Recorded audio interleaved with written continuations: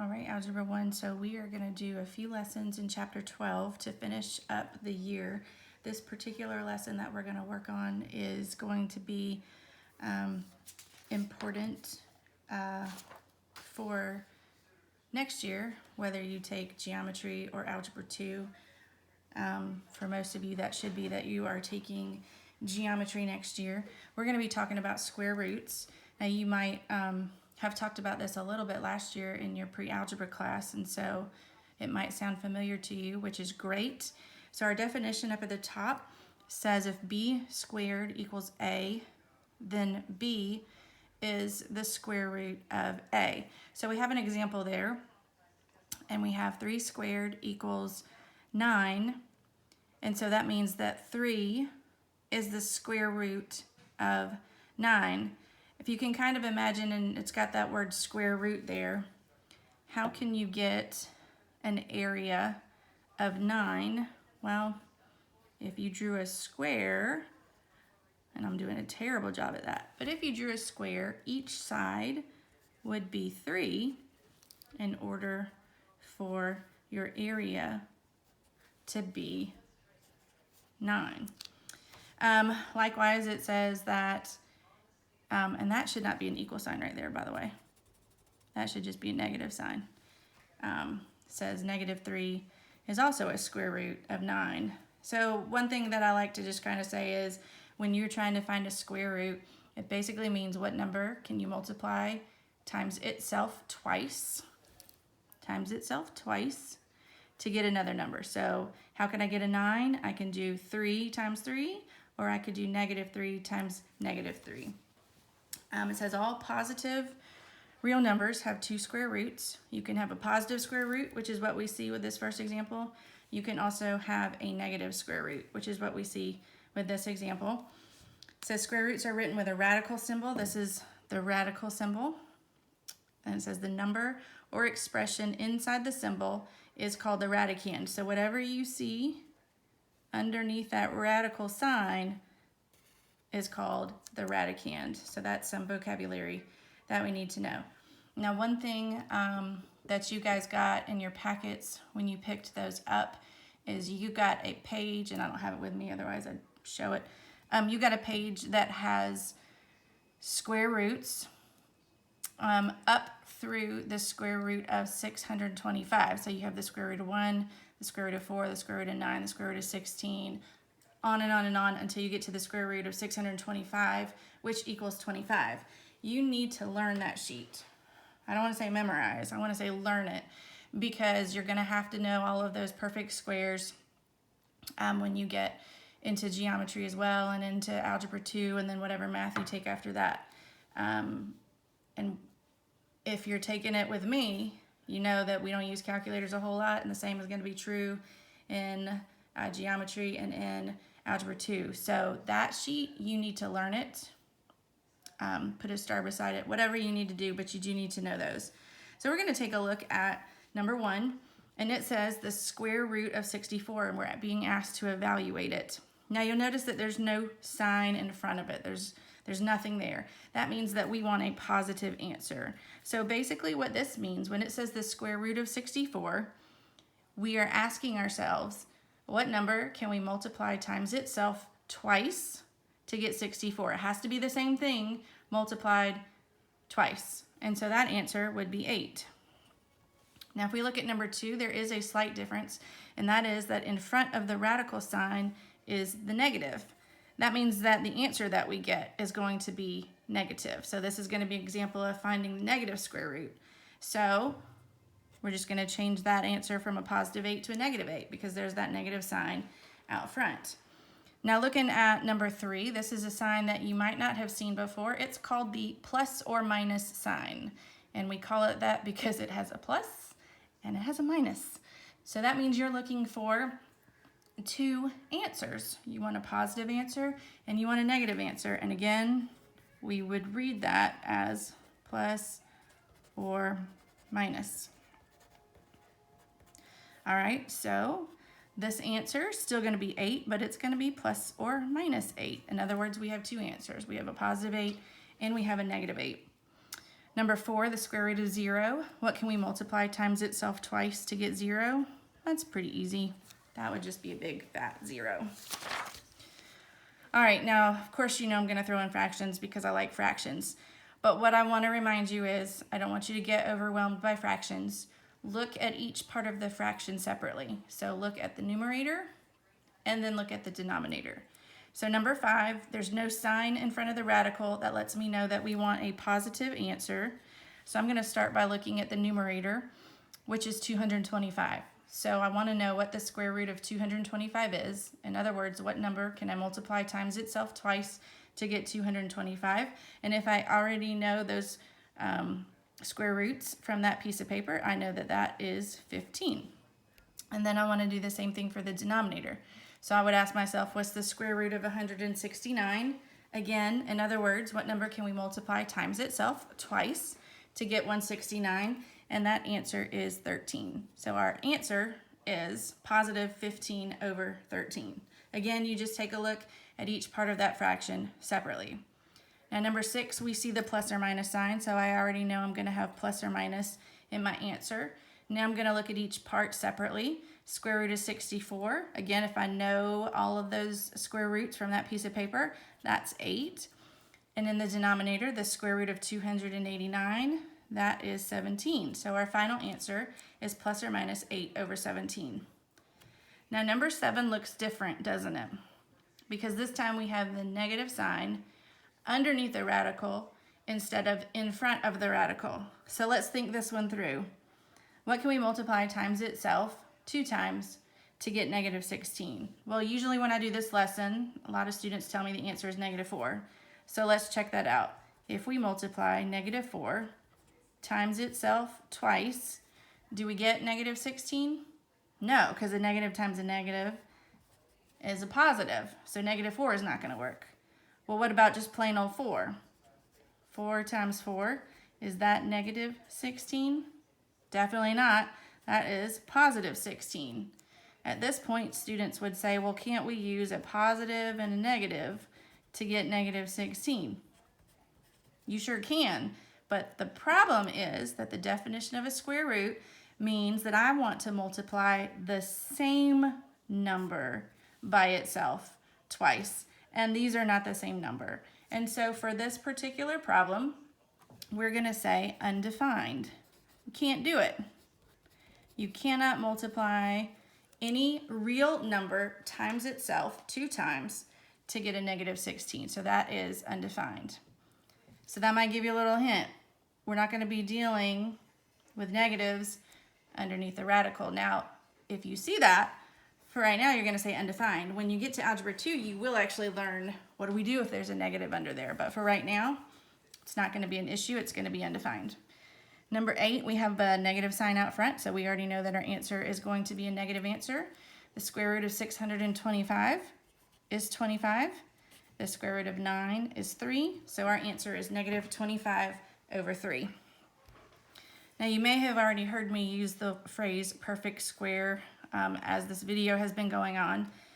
This example, square root of 4 equals 2, is a perfect square. We call it a perfect square because when you square root 4, in other words, what number can I multiply times itself 2 times to get 4? That answer is 2, right? 2 times 2 is 4. That's why the answer is 2.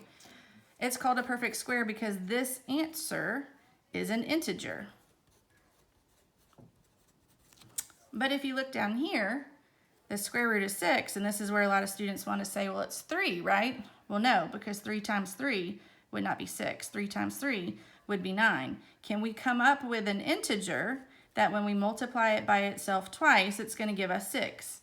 And the answer to that is no. And as a matter of fact, if you were to use your calculator, you're going to get this answer. And because that is not an integer, we do not call that a perfect square. So that paper that you have that I told you you need to learn all of those square roots, those are all perfect squares. They go from the square root of 1 to the square root of 625, and those are all perfect squares. And they're chronologically in order. So 1 squared is 1, 2 squared is 4, 3 squared is 9, up until you get to 24 squared is 576 and 25 squared is 625. So that's where those come from. So those perfect squares you do need to know. So you're responsible for knowing those. All right, so let's take a look at 9 through 14. We're doing the same thing. We're just evaluating these. And it says, otherwise, if we can't, we're gonna approximate it to the nearest hundredths place. That's 2 digits behind the decimal point. So we are gonna use a calculator just for these examples. And I think these might be the only ones that we use the calculator for in our notes here. So let's start with number 9. Obviously, we're gonna have a negative sign as part of our answer because the negative sign is out front. 49 is a perfect square, and so that answer is going to be -7. When we get to the square root of 3, it's going to be positive, but 3 is not a perfect square. That one is not on your list. So let's take a look at using the calculator. So right here, see that button? It's in green, looks like a square root. That's the radical sign. So I'm going to get to that. Now, if I want to get to that, then I have to use this green button right here. So I'm going to do second, and then that x squared button, and on my screen now I have the radical sign, and then I'm going to type in a 3. And I'm going to hit enter, and my calculator is in math print, which is why it is giving it to me like that. So let me change it out of math print. So math print is great when you want things to look mathematical, but when you want an exact value, not so great. Okay, so square root of 3. Here we go. All right, so the direction said approximate it to the nearest hundredth. So we have to look at the third digit after the decimal point to determine what we do to the second digit. The third digit is 2. That tells us keep the 3 the same. So our answer is going to be 1.73. Now here's what I want you to notice. I'm not going to use an equal sign. If I were to use an equal sign, that would mean that my answer is exactly, sorry. Is this foggy? Is it just me? It's just me. Okay, that would mean that the answer is exactly 1.7. Oh my goodness, Melanie, focus. Okay, and it's not exactly 1.73. So I'm going to use this symbol, which is the approximate symbol, and say that the answer is approximately 1.73. All right, so let's take a look at this next one. We have the square root of 26. Not a perfect square. Go back to my calculator. I need to do the square root of 26, and we're going to round. So our third digit is a 9. That tells me that this 9 needs to go up, which is going to push that up. So instead of 5.09, we're going to have 5.10. And again, I'm going to use the approximate symbol because we rounded. All right, this next one, definitely going to have a negative in our answer because there's a negative in front of the radical. 5 is not a perfect square, so I already know I got to use the calculator, and that means I'm going to do some rounding.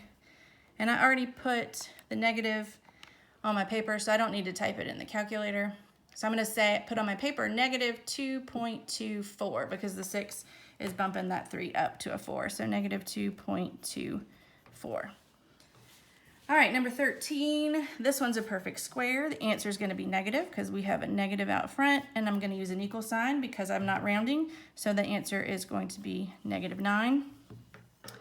Number 14, 58 is not a perfect square, so I already know I'm going to be rounding. I'm going to include the plus or minus sign. So with the calculator, I'm going to do the square root of 58. I'm really struggling with my sight today. And that's going to be 7.62, right? Because the 5 is going to make that one go up to a 2. So approximately plus or minus 7.62. Okay. So here we have a definition. It says an expression written with a radical symbol is called a radical expression. Hopefully that makes sense. That's a pretty straightforward definition right there. Sometimes they just call it a radical. So we are going to be plugging some values in for A, B, and C for number 15. So instead of B squared, I'm going to have -2 squared. Notice I put that -2 in the parentheses. I didn't leave the negative out front. Then I'm going to do -4 times A, which they've told us is 1, times C, which they've told us is -3. All right, so we're going to do this by hand. We are not using calculators for these. We're going to start by keeping the radical symbol, and we're going to follow the order of operations under the radical sign. So first thing we need to do is the exponent. So -2 to the second power is 4.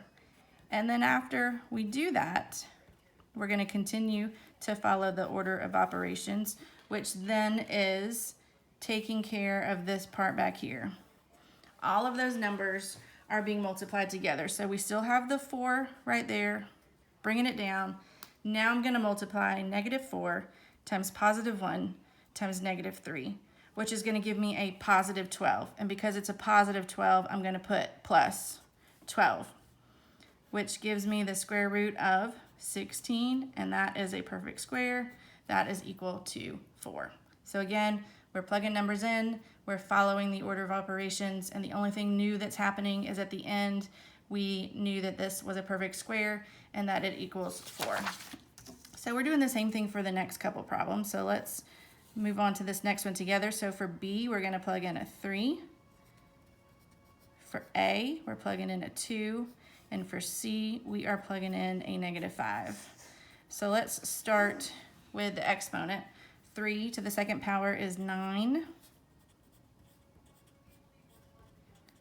Now I'm going to keep the 9, excuse me, and multiply these numbers together.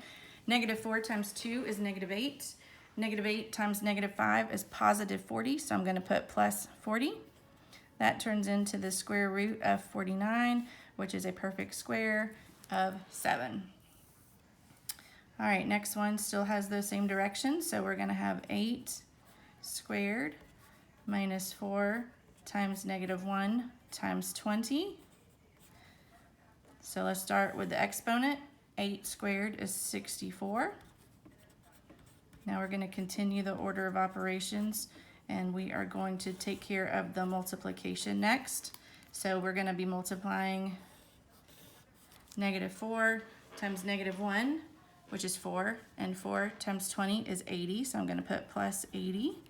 64 plus 80 is 144, and that is a perfect square. That turns into 12. So those should be pretty straightforward. You are just following the order of operations. All right, about to run out of lead. Hang on, I need a new pencil. Somebody.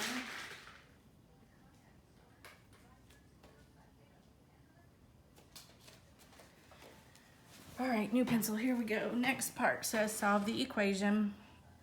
Write the solutions as integers if possible. Otherwise, write them as radical expressions. So here's one thing that we need to know.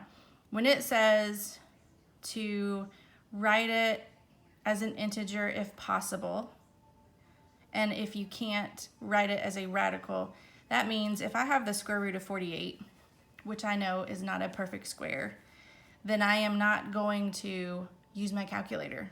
I'm just going to leave it as the square root of 48. That's what that means. So if it's not going to come out to a perfect square, if it's not going to be an integer, then we're going to leave it as a radical. That's what the directions mean. Now let's talk about solving equations. So this goes back to your knowledge of 6th and 7th grade math.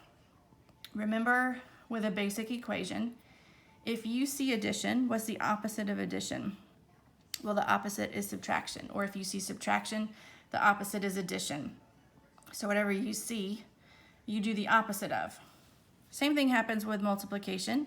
When we see multiplication, what do? We do division. Or vice versa. If we see division, we do multiplication. Well, here's where we're going to learn something new.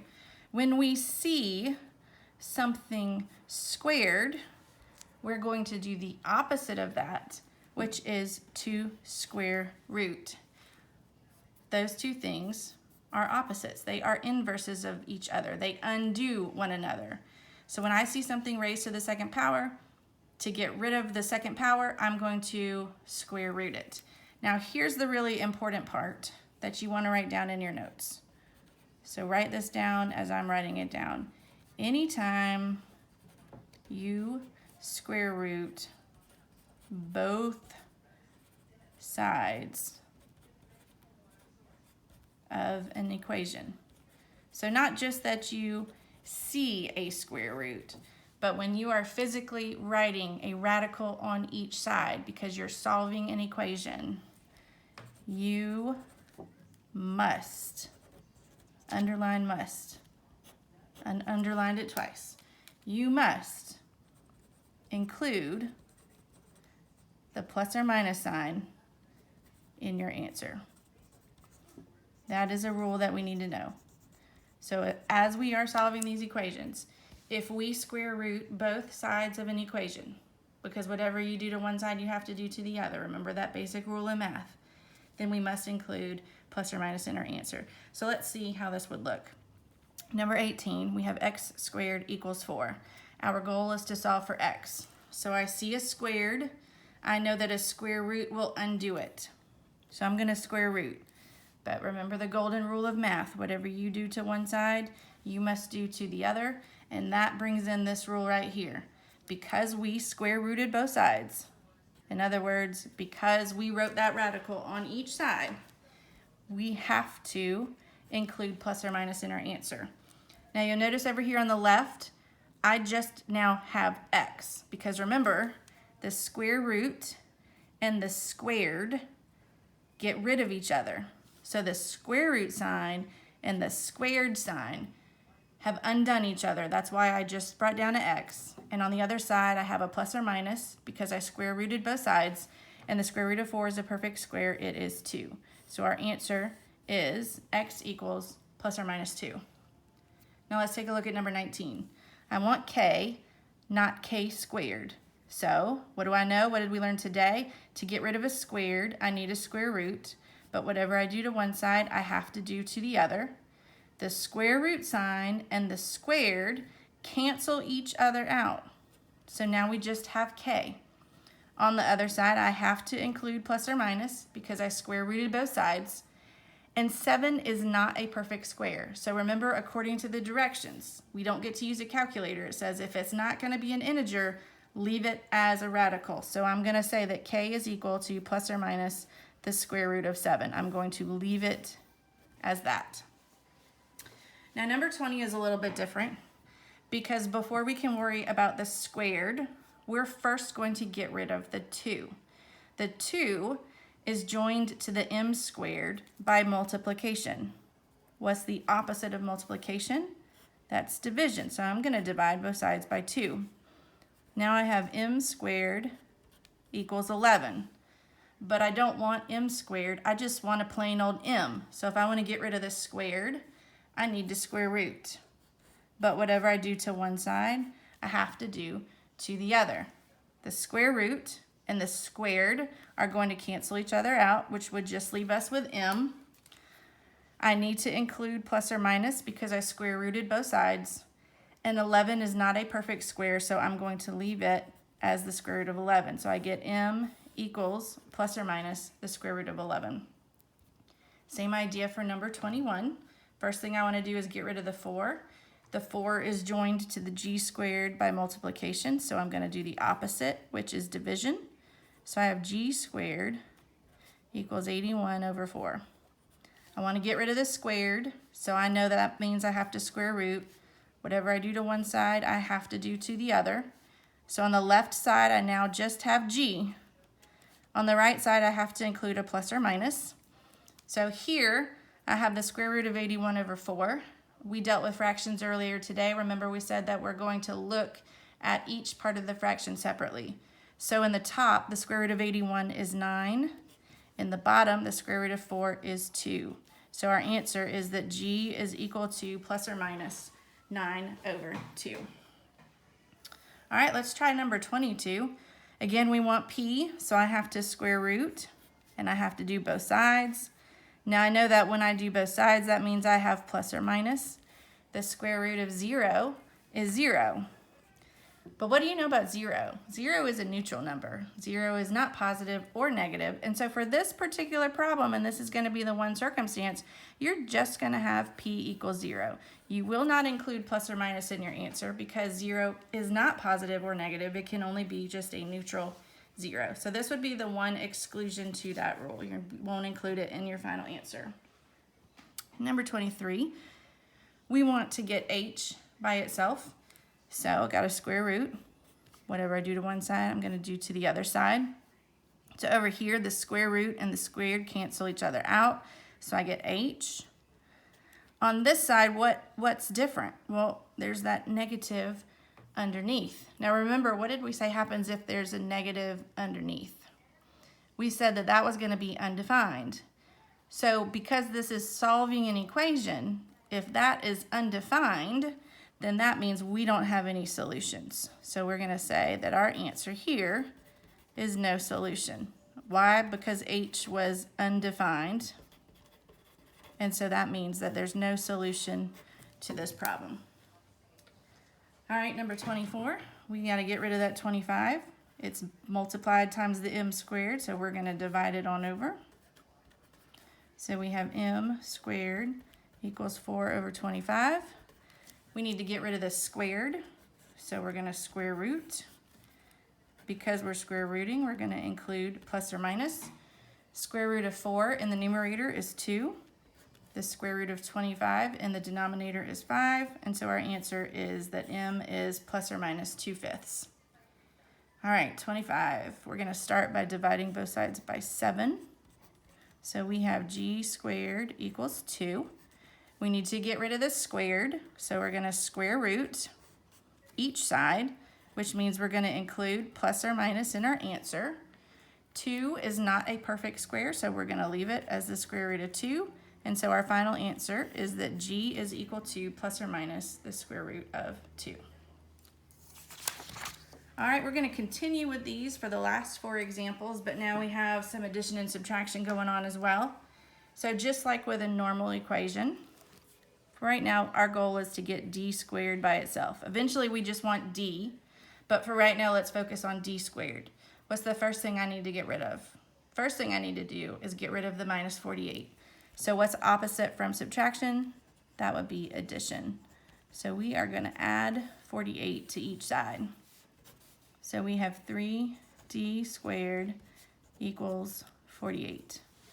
We still want to get d squared by itself. So we need to get rid of the 3, which is multiplied times the d squared. So we're going to do division. And 3 goes into 48 16 times. Now's the last part. This is where we want to get rid of the squared. So what did we learn to do today? We're going to square root each side. That means that our answer needs to include a plus or minus. 16 is a perfect square. So our answer is that d is equal to plus or minus 4. All right, so let's try this out with number 27. We're going to start by getting rid of that subtraction. So I'm going to add 72 over to the other side. So I have 2f squared equals 72. I now need to get rid of that 2, so I'm going to divide it. So now I have f squared equals 36. The last thing I want to do is get rid of the squared, and the inverse or opposite of that is square root. Again, because we're square rooting both sides, we're going to include a plus or minus. 36 is a perfect square, so this is going to turn into plus or minus 6. All right, y'all, we're almost done. We're going to start by subtracting 5 from each side for number 28. So I have 5n squared equals 15. I now need to get rid of that 5, so I'm going to do that using division. So I have n squared equals 3. Now I want to get rid of the squared, so I'm going to square root. Whatever I do to one side, I got to do to the other. I also need to include plus or minus. And 3 is not a perfect square, so I'm going to leave it in the form of a radical. And so I get that n is equal to plus or minus the square root of 3. Last one. I'm going to start by adding 50 to both sides. So I have 3t squared equals 108. Now I want to get rid of the 3, which I'm going to do by division. So I have t squared equals 36. And lastly, I want to get rid of this squared, so I'm going to square root both sides. Again, I know that means that I have to include plus or minus. 36 is a perfect square, so t is going to equal plus or minus 6. All right, so I cannot stress to you guys enough, you have to know those perfect squares. They are going to be important, not just now, but they're going to be important next year when you're in geometry. We're not going to be using calculators. You have to know them, and that's going to start in chapter 1 when you get into geometry. So learn them now so that next year will be easier for you. If you have questions, please send me an email, and I will see you in the next video.